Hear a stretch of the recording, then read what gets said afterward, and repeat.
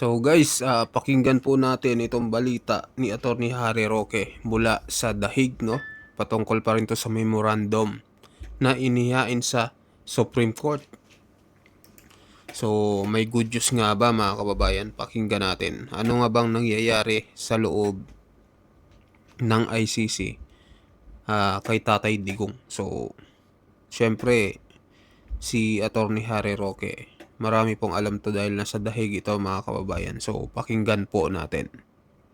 Inyong lahat. Ako po, kamusta ang inyong back to normal? Alam ko po sa Pilipinas, yung Lunes pa nag-back to normal. No? Pero dito po sa Europa, talagang sineselebrate nila ang Three Kings. No? So kahapon po ay pista opisyal. At actually, kahapon lang ako lumabas para sa isang dinner para sa Three Kings. No? At kaya medyo late na ako nagising kanina dahil nga po late na rin ako nakabalik. No? Napakalamig po ngayon dito. Wala naman pong snow pero nag-negative 4 po. Kagabi, negative 4. Pero I guess sanayan lang kasi kahapon, hindi nga ako naglagay ng bonnet at saka gloves pero nakakotse naman. So, okay naman po. No? Sanay na rin tayo. At ako naman talaga, parang gusto ko talaga itong winter na ito. Yung sa ibang mga tao, nadidepress sila. Pero ako natutuwa ako pag nakikita ko yung puting snow. No? Pero ngayon, wala pong snow. Bihira naman po mag-snow sa syudad, no? Kinakailangan lumabas para makita ang maraming snow. Pero dalawang bagay po ang gusto kong i-diskurso sa inyo ngayon. No? Unang-una, lilinawin ko lang po na yung final nating memorandum ay i-final po natin sa Supreme Court. Wala pong kinalaman yan sa ongoing signature campaign. Kaya nga po, kung naaalala nyo, nagkaroon ako ng disclaimer na hindi po ako nag-i-endorso ng signature campaign kasi po, abogado nga po ako para kay Congressman Pulong dito sa petisyon na nakahain ngayon sa Korte Suprema at ito po ay petisyon na for certiorari at saka habeas corpus. Meron po kasing 4 na petisyon na nagko-question doon sa panginita ni Tatay Digong at yan ay unang-una sinampan ni Tatay Digong at ni Senator Bato de la Rosa, ang lawyer nila si Attorney Delgra. Yung petition po natin na sa pangalan po ni Congressman Pulong, may petition din po si Congressman si Mayor Baste na si Attorney Tolentino ang nag-file at saka may petition din po si Kitty Duterte na si Attorney Sal Panelo Jr. ang nag-file. Kaya nga po nagkaroon ako ng disclaimer na wala akong kinalaman sa signature campaign, hindi sa tutulo ko sa signature campaign, kung hindi bawal po sa mga abogado na merong mga hinaing mga petisyon sa Korte Suprema na gumawa ng kahit anong bagay para ma-impluwensahan ang mga maestrado kung paano sila magdedesisyon doon sa pending na petisyon. No? Obvious naman po na dahil ang petisyon ay humihingi kami ng desisyon na nagpapawalang bisa at nagdedeklara na unconstitutional yung pangingita ni Tatay Digong, yung linalaman ng signature campaign na nagsasabi na dapat aktuhan ito ng Korte Suprema ay pamamaraan para ma-impluwensahan ang hukuman. At kapag ako ay nag-endorso o lumagda dyan sa petisyon na yan, po pwede tayong madisiplina kung hindi madisbar ng hukuman altogether. Kaya nga, huwag pong mamasamain kung sino man ang nasa likod ng pirma campaign yung aking disclaimer. Kasi importante po yun dahil baka mamaya madisiplina tayo ng Korte Suprema at baka tuluyang mabasura yung petisyon kasi po pwedeng gawin din po yan na hukuman. Now, ang tanong ay, yung signature campaign ba dapat ginagawa? Well, alam nyo, matagal na ako naninindigan para sa kalayaan ng malayang pananalita. So, sa tingin ko, meron naman silang karapatan na magsalita, no? Na sabihin na dapat umakto ang hukuman. Pero hindi po ibig sabihin yan na hindi na po pwedeng gumawa na hakbang ang Korte Suprema, no? Laban doon sa signature campaign na yan. Bakit po? Kasi po, meron tayong rule na pinagbabawal nga yung discussion on the merits ng mga kaso dahil ayaw nating ma-impluwensahan ang mga maestrado ng ating mga maestrado. No? At syempre, dahil yung signature campaign ay nag-iendorso na dapat i-grant ang petition na yan, ang intention ay para ma-impluwensahan nga ang mga maestrado into granting the petitions. No? Na po pwede pong maging contempt yan.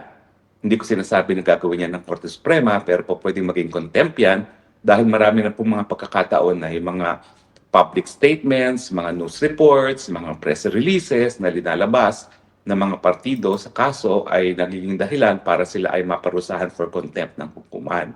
Siguro, dahil ang mga pumipirma naman doon sa signature campaign ay hindi partido, less likely na sila ay madidisiplina. Pero kung meron po talagang may topak na loyalista o kaya naman dilawan para magreklamo laban sa petisyon na yan, naku, baka mapasagot yung mga tao na sa likod ng signature campaign dahil nga po pinagbabawal yung mga hakbang na gagawin na kahit sino para ma-impluensahan kung paano nga magdidesisyon ng mga maestrado ng mga hukuman, lalo na po dito dahil ito isang major petition na Korte Suprema mismo ang magdidesisyon. Pero yun nga po, may karapatan naman sila, pero sana naintindihan ng mga tao na nasa likod ng petition kung bakit pa ulit-ulit kong sinasabi na wala pong kinalaman ang aking memorandum na hinain para kay Congressman Pulong para pumapalaya, para madeklara na walang legal na basihan ng pagkakidnap kay Tatay Digong dun sa ongoing signature campaign. Okay? So, kaya nga po, sa mulat-mula, lininaw ko po yan. Dahil kapag hindi po, baka naman ako madisbar at madisiplina ng Korte Suprema. Now, meron din po nagtatanong na, ako ba raw po ay po pwede pang mag-practice ng batas? Bakit naman po hindi? Sinampahan po ako ng tanim kaso, pero until proven guilty, ako po ay presumed innocent, And until I'm proven guilty, I'm presumed to be of good moral character at wala pong balakid para ako ay hindi mag-practice ng law. So malinaw po yan, So mga wishful thinking lang yan. Yung mamang yun po, dati ko ng basher, kaibigan ko naman po yan sa UP. Hindi ko alam bakit galit na galit ngayon sa akin, Ewan ko ba sa kanya.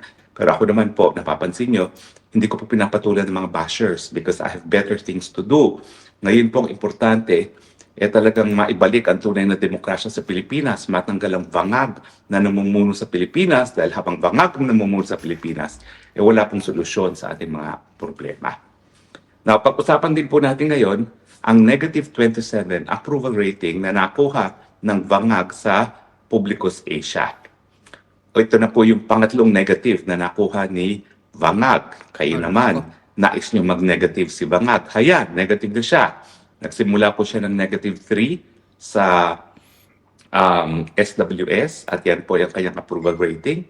Tapos naging negative 14 sa Pulse Asia at ngayon naman po ay negative 27.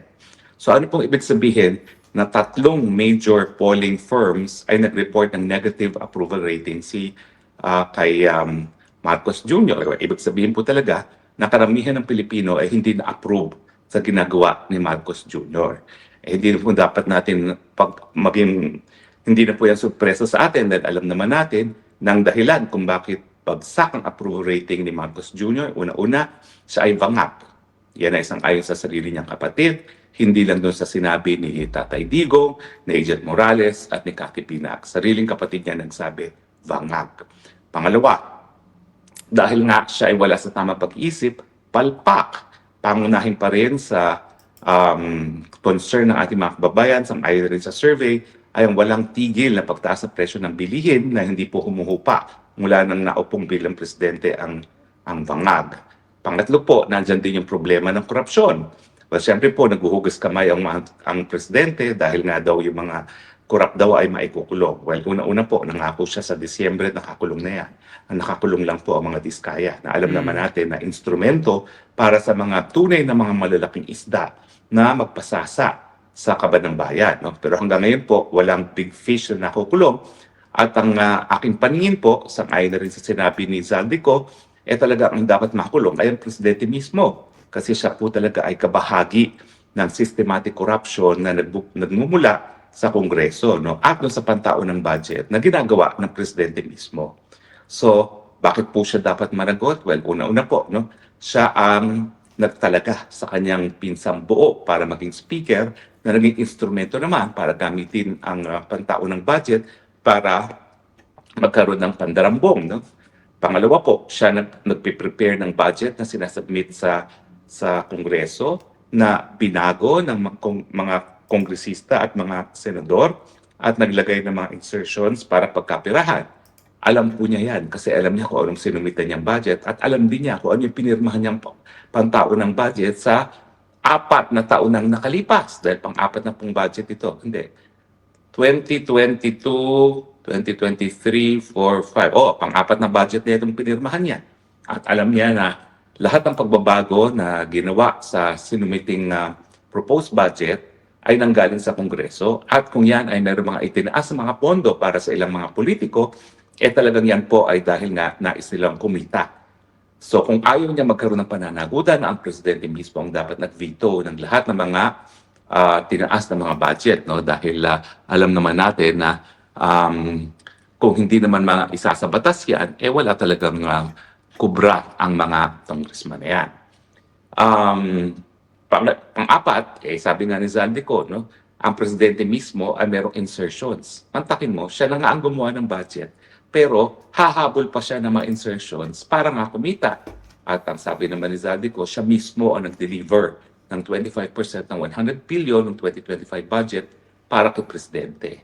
At ang nakalap ko pa pong balita ay meron ding 100 billion na in-insert din ang presidente bukod pero doon sa 8 billion na nakasaad doon sa budget ngayong taon nito na ES and SAP. So bukod pa po raw yan. At malalaman natin kay dating Supreme Court Justice, Chief Justice and dating ES Bersamin kung siya nga ba talagang nasa likod ng insertion ng 8 billion o kung yan ay talagang para kay presidente mismo dahil ang ES naman at ang SAP ay mga extension lamang ng presidente. So, ibig sabihin po, kaya negative siya sa tatlong polling firms. Una nga po, Vanguard. Pangalawa, hindi nalutas ang problema ng inflation. Pangatlo, hindi nalutas ang problema ng korupsyon. At syempre, nandyan na rin po yung pagbalik ng droga sa ating mga komunidad. In other words, nawala po yung peace and order na nakamit natin nung panahon ni Tatay Digong, no? Ngayon, talagang kahit sinong tanungin mo, lantaran na naman ang issue ng paggagamit ng mga pinagbabawal na droga sa ating mga komunidad, no? At yan ay nakakabahala at dahilan kung bakit bagsak ang approval rating bagsak ang approval rating ni Vanguard. Now, anong implikasyon na talaga namang -3, -14, -27 ang bangag na presidente? Well, ibig sabihin po niyan, wala nang tiwala ang taong bayan sa kanya. Wala nang approve, halos wala na pong nag-a-approve sa gawain ng presidente kasi negative na nga po eh. Kapag positive, meron pang majority, may kakaunti pa, pero pag negative, wala na. At yan po isang ayon sa hindi lang sa isa, hindi sa dalawa, kundi sa tatlong polling firm. May isang polling firm lang po na pag-aari na isang crony ng mga Marcoses at doon hindi ako magtataka, yan ay magiging positive ang approval rating ni Bangag. Pero doon sa tatlo na matagal na talagang mga polling firms, although ang Publicus Asia, medyo bago yan, yung SWS at saka PAS Asia, matagal na po yan, talaga nagpapakita na negative na. Wala nang approval ang taong bayan kay Marcos Jr. Ibig sabihin yan, wala na po siya talagang moral authority na manatili sa kanyang pwesto. At ang solusyon talaga para maibalik siguro ang approval at tiwala ng taong bayan sa Office of the President ay para magbitiw na itong si Marcos Jr. Well, bago po magpasko, sabi ko na intindihan ko kung bakit ang mga Pilipino ay talaga at least once a year nakatutok sa Pasko para magkaroon ng maligayang Pasko. Ngayon tapos na po ang Pasko, siguro naman po ang ating pagsikapan na yon ay isang manigong bagong taon na mangyayari lamang po kapag sinisantin na natin itong Marcos Jr. Hindi po incitement to sedition na nagsasabi na dapat mag-resign si Marcos Jr. Hindi po incitement to sedition na sinasabi na gamitin ng people power dahil yan naman pong people power ay talaga naman pong nasa ating saligang batas at bunga ng ating karanasan nung minsan isinipa natin through people power ang ama nitong Marcos Jr. na si Marcos Sr. Hindi po yan incitement to sedition. So kahit po tinatakot nila ang mga tao na tumututol sa patuloy na paninilbihan ng Marcos Jr. na napatunayan ng walang kakayahan para magbigay solusyon sa ating problema, sa katunayan po, no, hanggang hindi po magdudulot ng clear and present danger, hanggang hindi magdudulot ng putukan sa lansangan, ang ating mga panawagan na magbitiw si Marcos Jr. o di na makaya para gamitin ang mapayapang people power para mapaalis sa pwesto ang Marcos Jr., hindi po yan po pwedeng maging incitement to sedition. Yan po ay kabahagi ng karapatan ng malayang pananalita at kabahagi po yan ng debate na importante para makamit natin ang solusyon sa ating mga problema bilang isang sambayanan. So Pilipinas tapos na po ang Merry Christmas. Sana po nagka-Merry Christmas kayo maski hindi po sapat ang 500 para sa inyong nakalipis na Noche Buena. Pero ngayon naman po, pagsikapin natin na magkaroon tayo ng maligong bagong taon, ibalik po natin ang taong may mga kakayahan para mamuno nang sa ganun, tayo naman po ay magbigay ng solusyon. Magkaroon ng solusyon sa mga problema ang hinaharap natin at ang pangunahing problema pa rin ay problema ng pagkagutom. Hindi po talaga mabibigyan ng lunas ang problema ng pagkagutom habang wala sa tamang pag-iisip ang nasa balangan niya.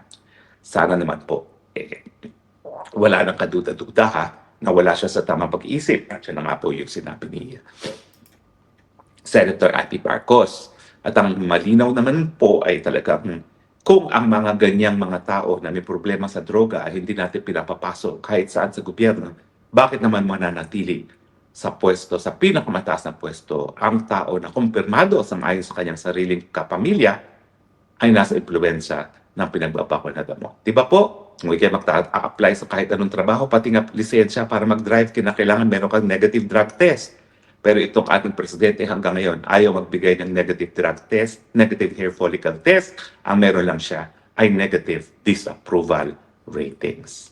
Sana po, mga kababayan, hindi po talaga natin aasahan na talagang voluntaryo siyang bababa sa pwesto. Kinakailangan talaga sama-sama nating isigaw, tama na, sobra na ang korupsyon, tama na, sobra na ang kawalan ng tamang pag-iisip, tama na, sobra na sa gobyerno na nawalang solusyon sa ating mga problema at gawin po natin yan maaga pa itong taong 2026. So maraming salamat po sa inyong patuloy na pagtangkilik at hanggang sa susunod nating pagkikita, ito po ang inyong spokesman bayan nagsasabi, I love you Philippines, you're the only country that I have, you're the only country that I will love. God bless the Philippines. Bye! So ayun mga kababayan, ano pong masasabi nyo dito sa pahayag ni Atty. Harry Roque? Mag-comment po kayo mga kababayan kung ano ang inyong masasabi sa kanyang ipinahayag. So sa mga bagong pasok dyan, pa-subscribe po ng ating channel mga kababayan. Hanggang dito na lang po. Maraming salamat po sa inyo lahat.